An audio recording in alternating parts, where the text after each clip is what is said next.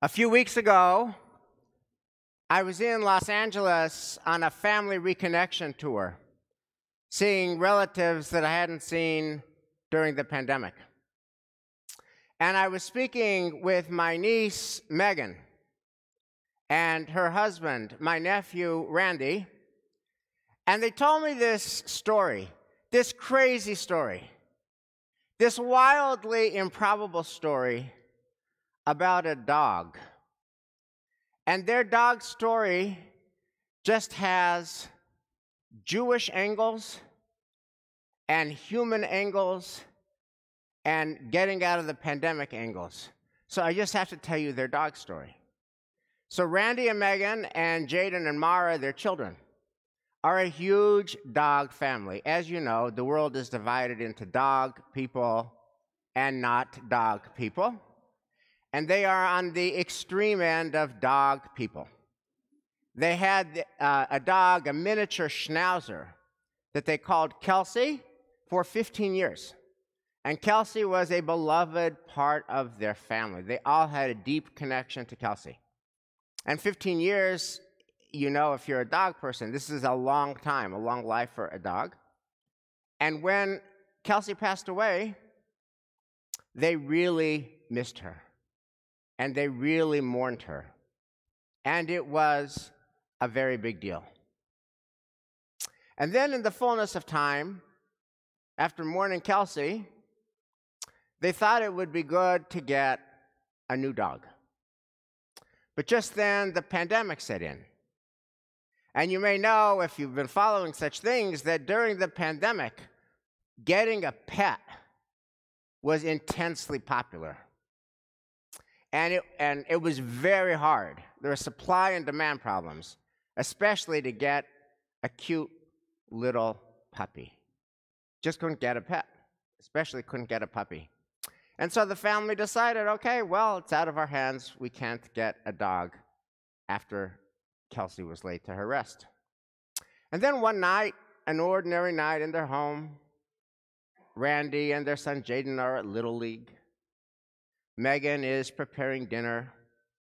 She's making chicken. She turns on the convection oven to 375.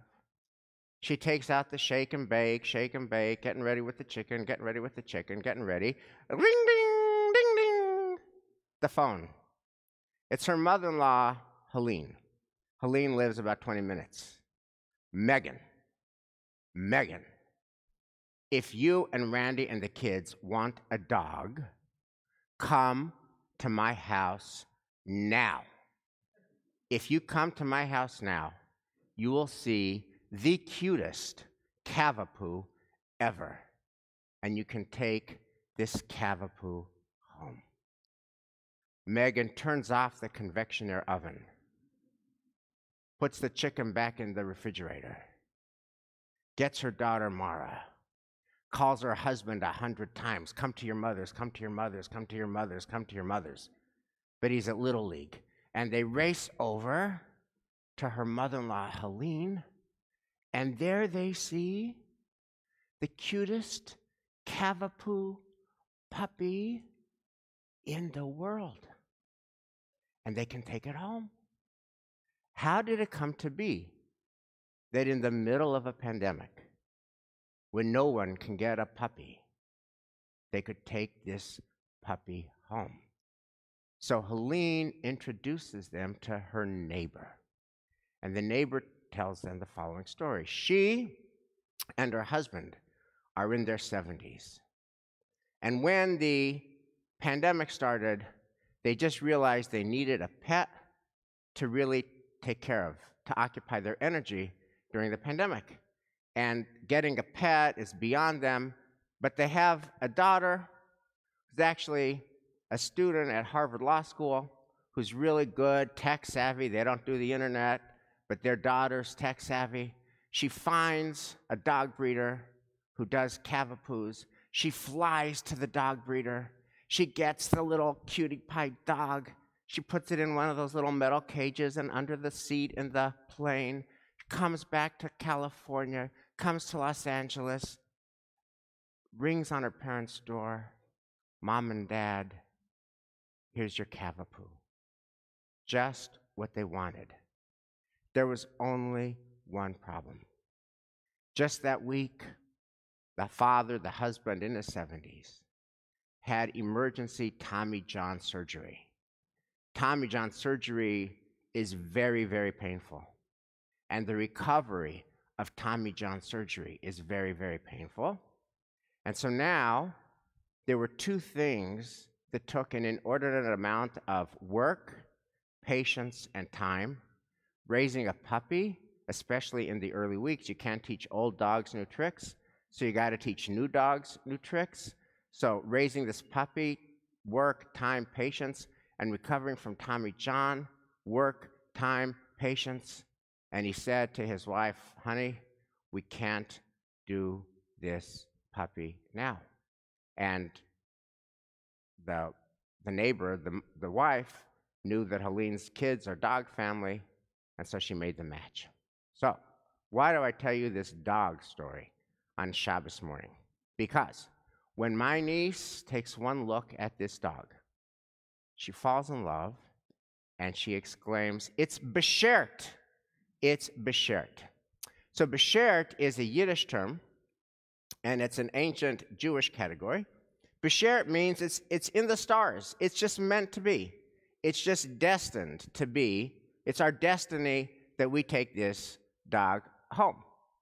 And the way Megan gets there is she reasons that there's all these facts that just had to fall into place. Her neighbor had to want a dog. She had to get the dog. Her husband had Tommy John surgery just then. It made raising the dog not feasible. She knew the mother, who knew her children, were dog people, and now they have the dog. It's Bashert. Just as she exclaims, it's Bashert, Randy, your husband, comes in from Little League. What's going on? What's this all about? You can take home this cute little cavapoo. And he says, it's too soon. It's too soon. We don't need to take home this cavapoo. So here's my question. How do we look at the events of our life? Do we process issues and decisions kind of totally rationally, or do we see connections? Do we connect dots? Do we discern messages? Are you the kind of person who sometimes thinks that God is sending you a message, winking and nodding behind a cloud? That's an eternal question. It's particularly a question now coming out of the pandemic, because this is a season where people are really reflecting on their lives. And they're asking whether settled patterns and old decisions are the right ones. So, for example, I'm doing my job. I don't really love my job. It's okay. It's a slog. I'm living in my city. I don't love the city. It's a slog. And I'm wondering if maybe I should shake it up and go somewhere else and do something else. And just as I'm thinking about it, a recruiter calls me. Just as I'm thinking about it, I get an email that there's this really cool job in Austin, Texas. And the job is for a digital startup, and it's to do e-commerce. And I always wanted to do e-commerce for a digital startup, and it's in Austin, Texas. How could I get that outreach just now? Is that random, or is that a sign that maybe I should go to Austin? Or you've all read that as we're coming out of the pandemic, there's been an uptick in marriages that split up. Well, my marriage is okay. Married 5 years, I'm married 10 years. It's okay, it's not terrible. But okay is not okay. You only go around once. And if we learned anything in this pandemic, it's you don't know how much time you have. And so my marriage, what do I do? And just as I'm thinking about it, a friend calls me and tells me that they went to a couples therapist. And the couples therapist was really helpful in helping them sort out their marriage and make it stronger. The fact that I got that call just now when I'm thinking about my own marriage, is that random? Or is that a sign. So, how do we know when something is random or it's a sign? It's Bashert. It's God nodding and winking behind the cloud. So, the truth is, we don't know. We have no idea. And whether that Cavapoo was available because of that neighbor's Tommy John surgery just then, whether the call came from the Austin high-tech company just then, whether the call came about marital counseling just then, you could see it either way. But here's the truth of the matter. It doesn't matter how you read the tea leaves. What matters is what you do after you read the tea leaves. What matters is not why you make the decision that you make, but that you make the decision that you make for whatever reason, the right decision. My father-in-law, Rabbi Arnold Goodman, always says, this is his top quotable quote, decisions are not right or wrong. Decisions are made right or wrong. Doesn't matter as much why, but what you do about the why. Which brings us back to this little Cavapoo. So Megan felt that this dog was their destiny, which meant they took it home. Randy felt that happy wife, happy life was his destiny, so they took it home. She's convinced it was Bashert. He's convinced it was too soon, but his wife wanted the dog. And it doesn't matter because even though they have different reasons, what happened once they brought the dog home? They feed this dog, they pet this dog, they love this dog, they bathe this dog, they take this dog to the vet, they take this dog for walks, they love this dog. Decisions are not right or wrong, they're made right or wrong. And that's true for our pets, and it's true for people too. I was meeting recently with a couple that had the most fabulous story. They first met in kindergarten when they were 5 years old. So they were childhood friends, not childhood sweethearts. They were friends in elementary school. They were friends in middle school. They were friends in high school. They were friends in college, and they were friends in their 20s. They didn't date. In fact, they each dated other people. In fact, they each got engaged to other people. But both engagements broke off. His engagement broke off, her engagement broke off, and they were talking to each other and comforting each other. And then it dawned on them, wait a minute. We've known each other all our lives. Our friendship threads through every chapter of our life. What is that for? Is it Bashert? And they started dating for the first time, and the more time they spent together, the more they loved spending time together. One fine day, he takes her for a walk to Mason Rice, where they met when they were 5 years old.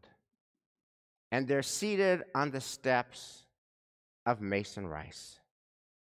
And he gets up, and he takes out a box, and he kneels down, and he says, "Will you marry me?" And she says, "Yes." They were on the crossroads at those steps of Mason Rice. And the truth is, we're all at different crossroads always, but especially now as we get back to life. We all have decisions to make. And as we make those decisions, there are going to be facts and factors that we could look at purely rationally, and that's great if you're a rational kind of person. Or you could see them interconnected, and dots are connected, and messages are discerned, and God is nodding and winking behind a cloud. If that's how you roll, that's great. Doesn't matter. What matters is that whatever decision you make, and for whatever reason, you make that decision right. And that is incontrovertibly in our hands. Shabbat Shalom.